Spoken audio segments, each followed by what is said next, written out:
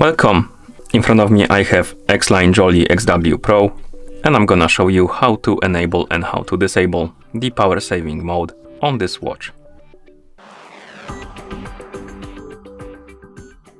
First, we need to wake up the screen on our watch. To do it, simply press the side button. After you wake up the screen, you can swipe down from the top of the screen to open the quick panel. On this panel, you should see a bunch of icons. One of them should look like this, like the battery icon, and this is the power saving mode icon.